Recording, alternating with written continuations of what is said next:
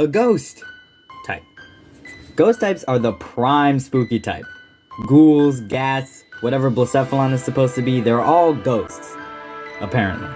Ghost is one of my favorite types, so on this dark and spooky Halloween night, I'm going to talk about how the ghost type started, a few notable designs from each generation, and where it's going.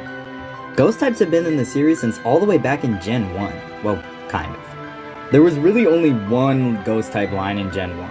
For context, there were 13 poison lines and 16 water type lines in Gen 1.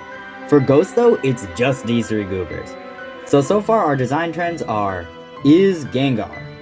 Even though it only has one though, Kano does start the design trend of ghost types having unorthodox body plans. That'll happen when you're not, tied down to this mortal coil.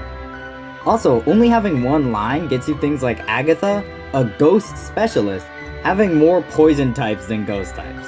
So not the strongest showing from Gen 1. So let's move on to Gen 2. They added one. Not one line, they added a single Pokemon. Misdreavus is the only Gen 2 ghost type.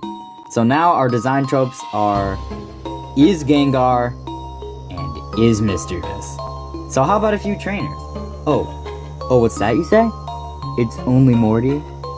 And he has to double up on Honors to have a full team? Okay, cool. Gen 3, this is when Ghost started, actually being a type.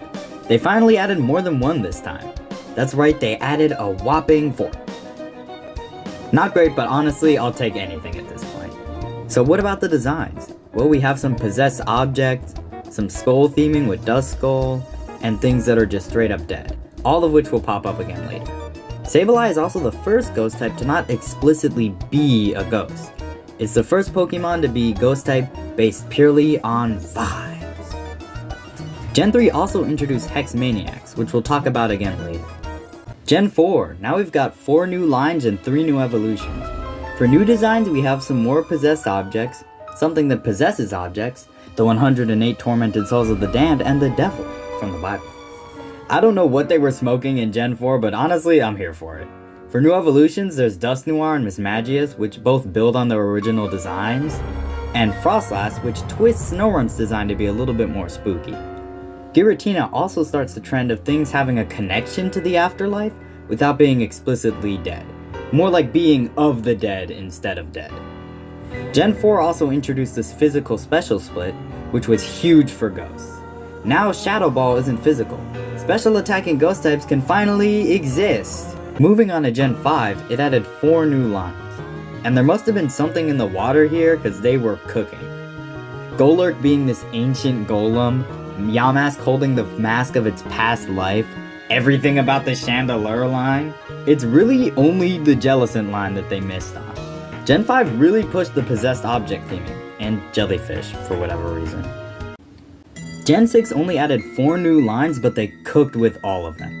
Pumpkaboo and Gourgeist are possessed jack-o'-lanterns, which is absolutely perfect for a grass ghost type.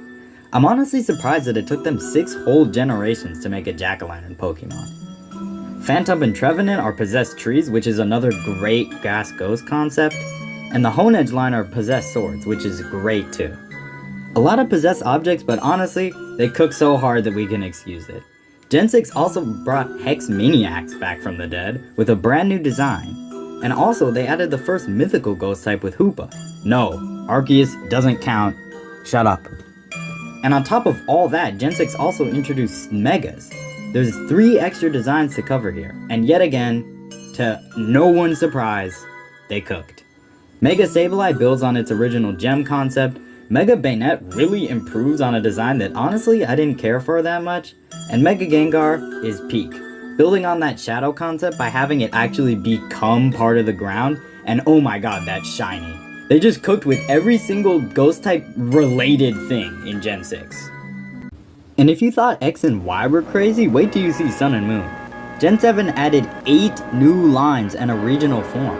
As far as theming goes, we have a lot of designs that instead of having explicit ghostly theming, have some sort of connection to the afterlife. Decidueye, Oricorio, and Marowak are great examples of this. We also have some possessed objects with Delmise and Palossand.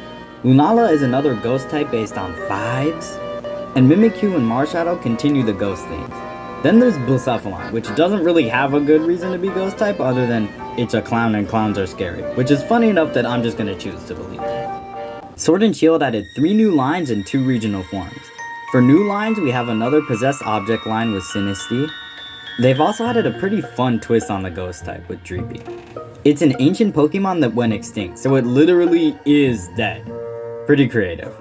For regional forms, we have Corsola, which focuses its design on bleached coral, and Galarian Yamask, which twists the mask concept into ancient runes. And, for the first time, regional forms get new evolutions. Corsola builds on Corsola's design, and Runerigus fully commits to the ruins theme. Sword and Shield were also the first games to have DLC, adding Inspectry. If you were wondering why I said Sword and Shield instead of Gen 8, this is why. Legends Arceus introduced 2 new forms and a new evolution. Typhlosion is another design that is of the dead without being dead, changing its flames into wisps and guiding lost souls. Zoro and Zoroark are both pretty plain ghosts, and Basculegion is surrounded by ghosts without actually being one, so that's a pretty fun twist. Finally, Gen 9 introduced 6 new lines and revisited 3 old ones. Skeledirge brings back the skull theming and has a connection to the afterlife.